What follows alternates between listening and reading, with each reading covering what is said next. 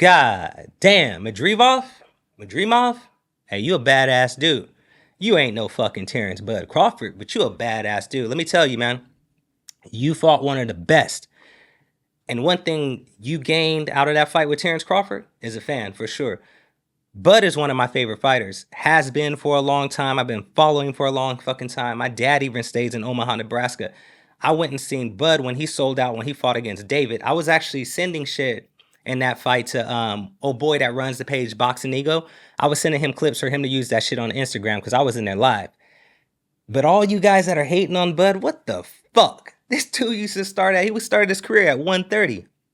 First fight at 154, he takes on one of the baddest motherfuckers at 154. To be honest with you, anybody else at 154, I think old boy would have whooped their ass. Easily.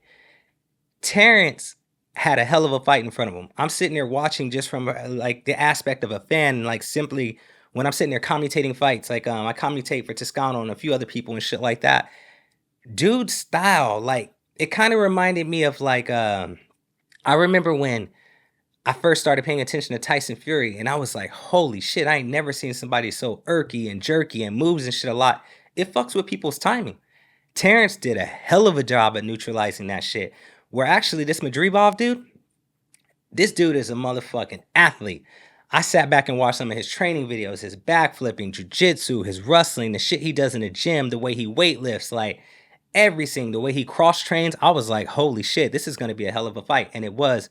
But what you guys got to give Terrence credit for is the way he neutralized all that shit. And the way Terrence had to take that position. Terrence pretty much fought southpaw this entire fight. And a lot of us was thinking, like, where's the Terrence that goes back and forth to orthodox and shit like that? I think Terrence knew what he had to do.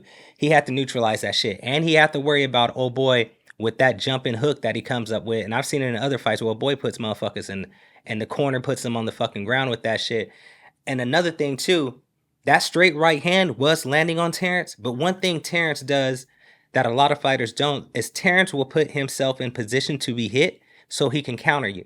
And when Terrence was countering, he countered clean. So every shot that he was caught with, Terrence had an answer for. And some of the times when Terrence would get mixed up with this shit, I was watching Terrence hitting him with 1, 2, 3 shots to the body. And I was like, damn. Terrence's game plan was on point. And he really didn't stray for him the whole time. And if you watch his lead foot, Terrence kind of kept the tempo of everything they were doing in this entire match. Now, a lot of you guys are looking at the scorecards and saying like, nah, there's no way it was unanimous. It was. I mean, you probably looking at the very least, Terrence won 7 of them. But for me, I was looking like an 8-4. There were some times when old boy was getting off and that shit was cool. But welcome to the division, Terrence. Like, to be honest with you, a lot of us are talking like, what's next? Like, does he do the whole Canelo thing? I don't think the Canelo thing is right now. Not from a point of IQ, not from a point of skill set. It's just a point of size. Like, I would love to see Terrence settle in. Now, if Terrence had been at 154 right now for a couple years, his body really settled in, he could really like transfer over his power and shit, I think it would be great. Fighting Canelo next? Nah, but I can see a year from now, or if you give, let's say you give Terrence 2 more fights, I would actually love to see Terrence fight the winner of Lara. Yeah, Lara fight is coming up right now. Lara and Garcia. I would love to see Terrence fight the winner of that. That would be a great fight. We know Earl is doing this shit with Sebastian, and that's one thing. And then everybody's talking about it with fucking Boots. The fight with Boots right now, marketable than a motherfucker. Probably the most skill set we're going to see in the ring. The only time I ever seen skill set where I was sitting there and it looked like a straight dance is when I was watching Terrence Crawford and Sean Porter fight. When I was watching Terrence and Sean, I was looking at that. I was like, look at the skills that are on display in this fight. I'm talking about the way these dudes were angling out, the way they would feel the ropes and move left to right, their setups, their combinations, the things they were stopping each other from doing, the way they were resetting. That was beautiful boxing.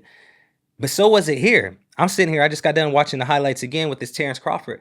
Crawford thinks on the move. Like, this dude's got to be thinking about A, B, C and all that shit in his head, because the way he implements what he wants to do is crazy. And yeah, did Terrence get hit? Hell yeah, he got hit. He's in there with an elite fighter.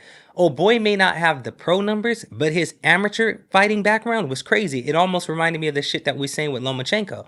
You got these people that have had 300, damn near 400 amateur fights, and they may have a pro career with 15 fights or less, but they're world champions. These are people that are in a position to be in the top 10 in boxing, and it shows why.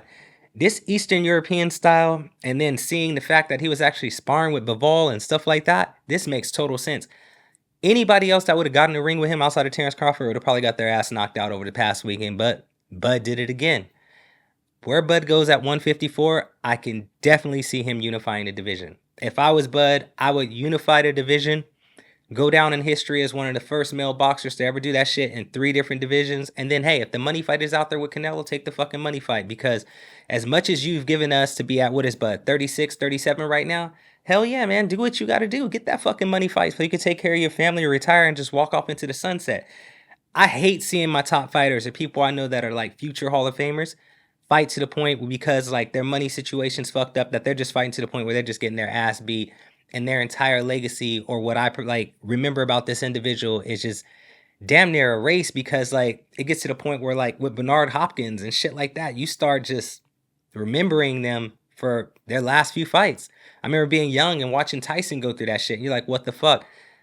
But I don't think that's going to happen with Bud Crawford. He's in good company, man. I think him being surrounded by like Andre Ward and shit like that, I see Crawford going out on the very top and just enjoying retirement and helping these youth like he has been because all the youth, Shakur Stevenson, Keyshawn Davis, and other fighters that are training with Terrence Crawford, these are some of the baddest motherfuckers that are boxing right now. And I can all tell you that this is an extension. These young dudes that are mean as fuck, they're an extension from Terrence Crawford.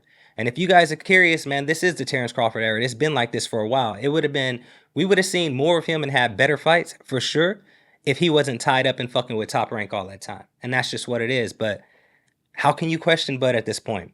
We all seen it. And the fact that you guys are still tripping on that shit, look at some facts right here. He's been out of the ring a year, and he just went up a weight class, and he fought the number 1 dude in the weight class. What did you expect to happen? He went 12. That's fine. I mean, the previous 11 fights, he fucking stopped everybody. So, man, it doesn't stop with that. This dude put on a hell of a performance. Bud's a champion again. Who he fights next, I don't know.